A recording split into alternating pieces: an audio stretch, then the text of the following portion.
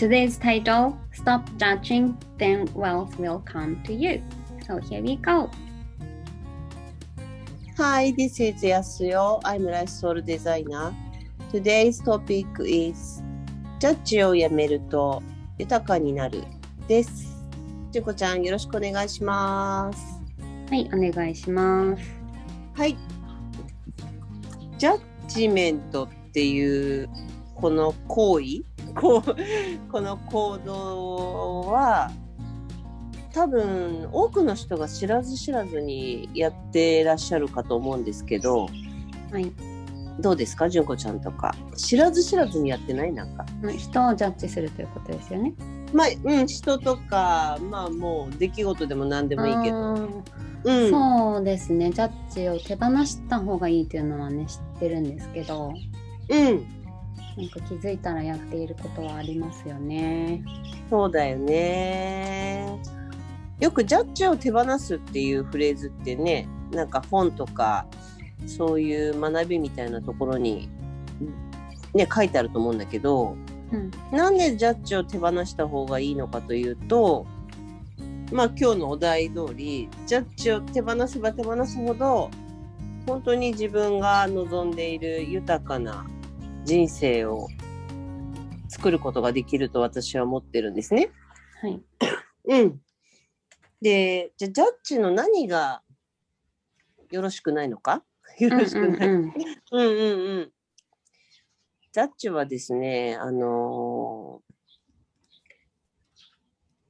自分というその中心から物事を見たときに、これは良くてこれは悪いっていう、その良し悪しを自分で決めてるっていうことになっちゃうんだよね、まず。で、本当はいろんな視点がこの世界にはもう多様性なので、ね、それぞれがそれぞれのものの見方があって、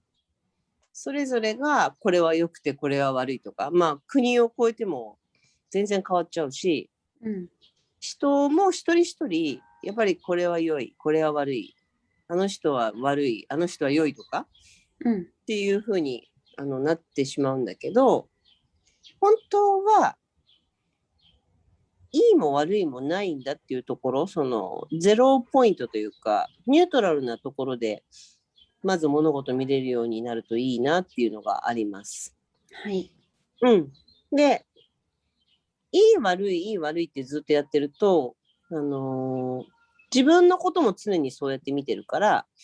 自分のここはいいけどここはダメとか、例えば自分はなんか物事続かないんですよとか、秋っぽくてとか、その秋っぽい自分はダメ、物事続かない自分はダメ、なんかこう自分の好きなことやってない自分はダメとか、なんかそうやってそのジャッジしてると結局基本自分をいつもそうやって測ってるような状態が続いてるんだよね。そうするとこうずっと基本的にその一喜一憂って、英語で一喜一憂ってなんて言うんだろう、あんまり使わないのかな、アップアンドダウンなのかな、なんかわかんないなんて言うんでしょうね、そのいつも上がったり下がったり上がったり下がったりし続けてるっていうのがジャッジしてる状態なの。自分がねこうずっとブレちゃうっていうか、上がって下がって上がって下がってって、ジャッジするたびになんかこれはいいとか悪いとか、なんかこう、振れ幅が大きくなる。そうそう、不安定な状態。ちょっと足元が常にぐらついてる状態っていう感じ。で、例えばいいとか悪いじゃなくて、これ好きとかこれ嫌いとか、それはいいんですよ。個人的な自分のそのなんていうの、感情レベルというかさ、これ好きだなとか、これ嫌いだなみたいな。でもこれは正しいとか、これは間違ってるとか、これは良いけどこれは悪いですみたいな、そっちのジャッジは自分でその良し悪しを善悪みたいなところを毎回毎回やってると、うん、全てそれが自分に降りかかってくるから、いつもちょっとこうね、緊張気味なエネルギーって言えばいいのかな。あんまり心地よくないエネルギーなんだよってことをまずご自身が気づいてみるといいかもしれない。この人のやってることは間違っているみたいな、おかしいみたいな、そういうジャッジをすることはあんまりね、バイブレーション的に自分も心地いいわけじゃないと思うんですよね。だからその心地よさからずれると、私がよく言ってる心地よさと豊かさはイコールだから、その心地いいエリアじゃないところにいると豊かさとつながらなくなってくるので、だからジャッジをやめていくとその豊かさにつながるよっていう話なんですよね。はい。だからなかなかでもこれって自然にごくナチュラルにそのジャッジされてきたし、私たちってずっと。だからなんかね、親とかにもジャッジされたりとか、そんな悪いことしたらなんとかだよとかさ、なんかちょっと脅されて育てられたところもあるじゃない？ありますね。あるよね。親って別に脅してるわけじゃないんだけど、ちょっとコントロールするために、そのジャッジを使っていくっていうか、でそのようにこう育てられてきてるところがあるから、なんかこう当たり前になってきちゃってるっていうのもあって、されてきたから自分もそれを使うみたいな感じになりやすいんだけど、でもそれをね、やっぱり思い切ってやめていくっていうことをしてみると、なんて心地いいんだろうってことに気づくと思うんですね。だから最初の頃はこのジャッジをやめていくっていう作業っていうのは本当に事細かく自分が今これジャッジしてるよねって何度も気づいていかなきゃいけないから、なかなか最初は忙しいんだけど、でもだんだん意識してジャッジメントをやめていくっていうことをしていくと、まず手に入るのはもう何とも言えない心地よさ。それを選べてる自分が心地いいし、そうするとなんか人間関係とか人との関係も自然に心地いいものになっていくし、その外側の出来事もなんか心地いい出来事が増えてきて、そうなってくるとなんか自然に豊かさっていうところにつながっていくっていう、その自然な流れかな。エネルギーがそことそこがやっぱりマッチングしてるので、なのでぜひこのねジャッジメントをやめることを選んでみてほしいなっていうのが、今日の伝えたいことなんですよね。ジャッジをしている時に、気づくと自分の中で言っていることって、こんなんじゃダメだとか、なんでできないんだとか、そんな感じですけど、結構これ無意識で自分に投げかけている言葉だったり質問だったりするんですけど、それはなんかそういうのに気づくことはできると思うんですね、意識すればね。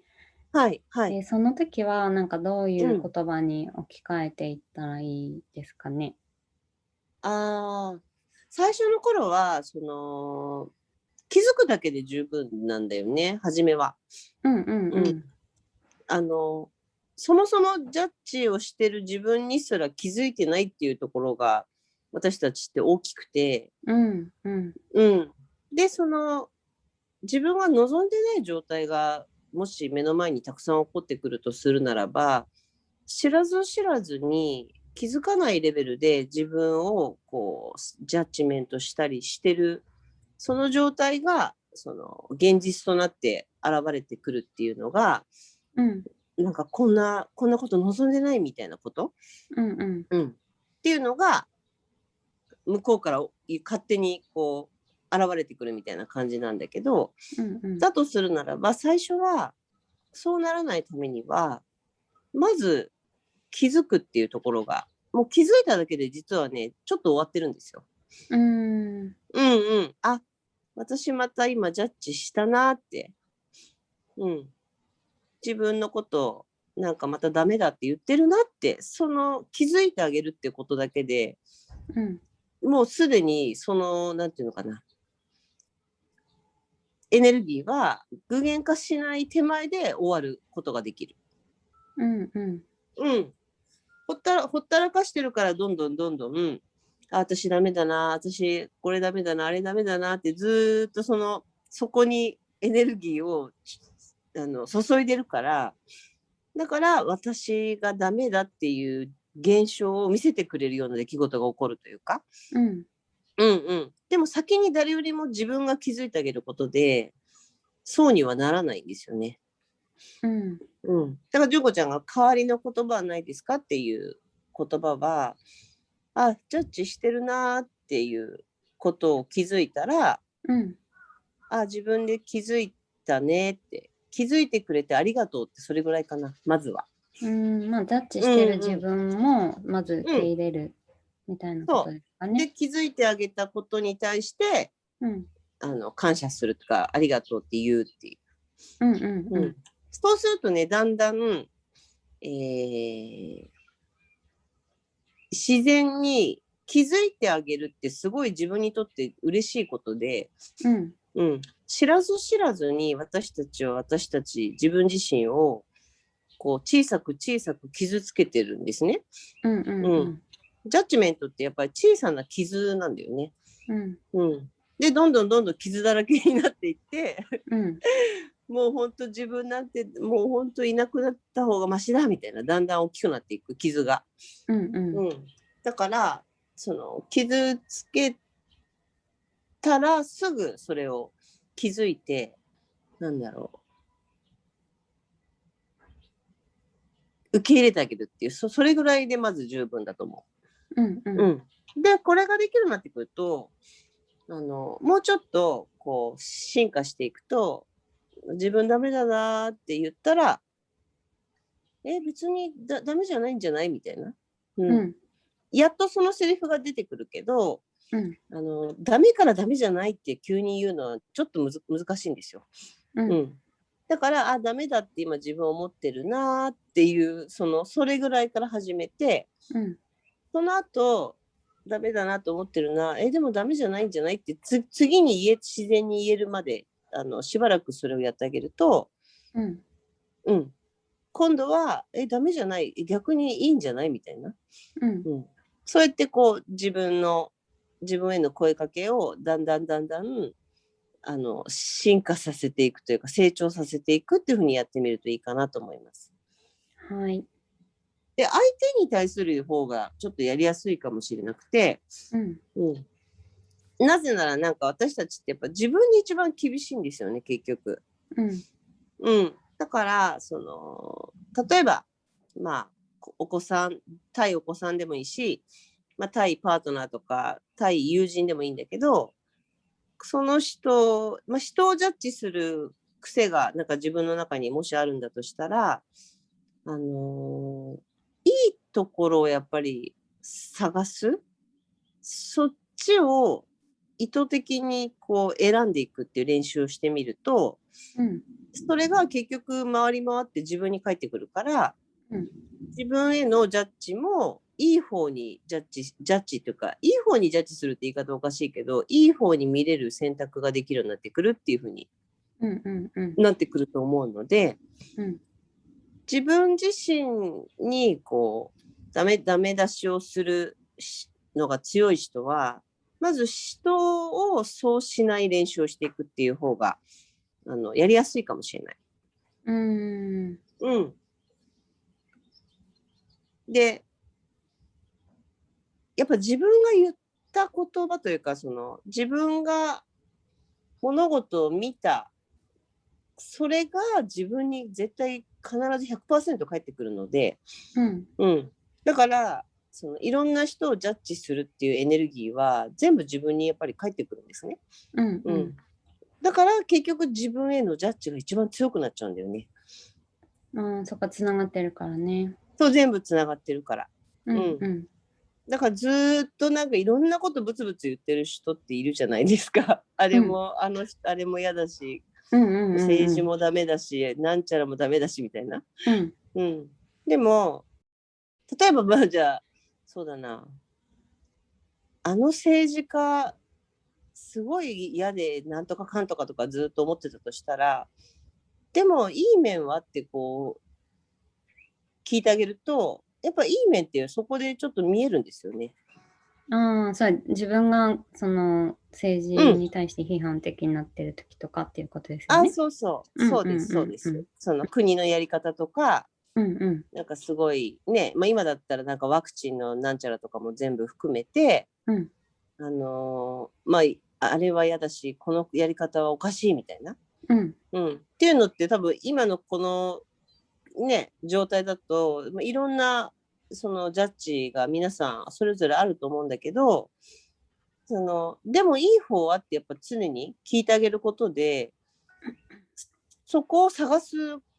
癖が今度ついてくるから、そうするとだんだん物事に対していい方を探すようになってくるんですよね。だから私最近前はなんか誰かがなんかこの人はこういう人っていうとなんかそういうメガネで見る傾向があったんですけど、なんかいいところ、その人のいいところを見ようと思ってて、まあ猫もなんかこの猫野蛮なのって周りが言っててもなんかこの猫優しい猫だねってなんか声かけるとか、あとパートナーにもなんかこう不満を伝えるんじゃなくて、なんかあなたって優しい人なんだよねってこう言葉で伝えるとかね。そしたらなんかそっちの方に、まあ今時点でももちろん優しいんだけれども、それがなんか拡大されるんじゃないかと思って。いやでも本当にそうなんですよ。だって純子ちゃんって本当に優しいよねって言われたら、なんていうの、その優しい自分をすごいこう表現するんですよね、その人に対して。そうですよね。だそういうことなの結局。そうだから自分がそれぞれのいろんな人に対してとかいろんな物事に対していい方を見るってことはそっちが浮き彫りになるとかそっちが自分に返ってくるっていうことに気づき始めるといい方を見た方が豊かになるよねって分かってくるんですよ。そうだから今ね悪い方の見ちゃう眼鏡をじゃあ純子ちゃんなんかがかけてる癖があったとしたらいい面を見る眼鏡にかけ替えるみたいなそんな感じです。で悪い眼鏡をずっとかけてたで多くの人はずっとかけてると思うから、それを最初してしまうのはもうそこも責めないでほしいんだけど、その後にこう一旦その悪く見ちゃう眼鏡を外して、いい眼鏡にかけ替えて、でもこの人のこの出来事のいい面ってなんだろうってやっぱ聞いていくってことですね。それをやると実はそういう自分が大好きになってくるし、いい面を見れてる自分に今度こう満足してくる満たされてくるから、それが豊かさにやっぱり必ずつながってくるんですよね。なるほどね。そうなのでやってほしいな。いい方を見るメガネをちょっとかけてみてほしいです。はい、ありがとうございます。ありがとうございます。Okay, so we provide intuitive consulting content here. If you like it, please click like and subscribe buttons. Also, write down some comments, please. Thank you.